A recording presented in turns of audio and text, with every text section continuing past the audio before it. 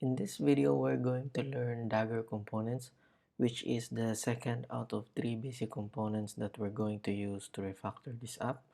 So by the end of this video, you will have some idea on what Dagger component is and how to use it. So head over to our Dagger package and create a new interface called UpComponent. Select interface.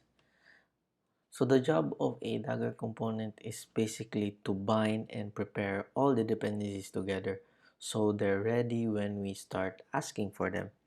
So to create a Dagger component, just annotate an interface with at component. So if a component's job is to prepare dependencies, how does it know what dependencies to prepare? So by using the modules parameter, which accepts an array of modules because you can have more than one module.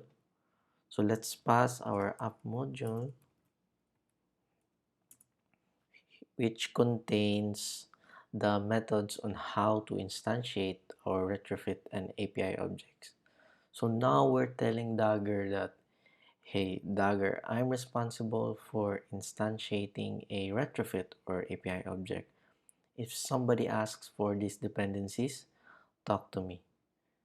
So app component is basically just an interface and it doesn't have any functionality yet.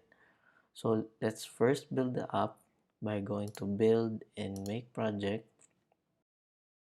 After it's done building, head over to our app class and instantiate our app component. So let's just create a file level variable called component, which has a type of app component. So in on create, let's initialize our app component equals to Dagger app component dot create.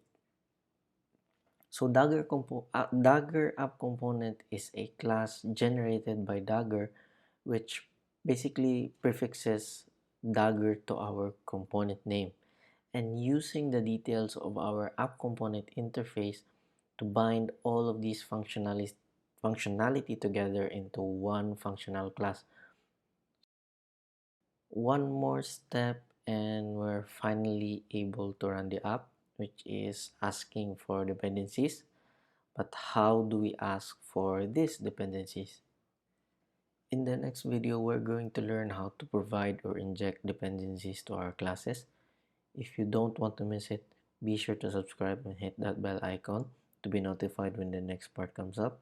If you found this video helpful, please give it a thumbs up.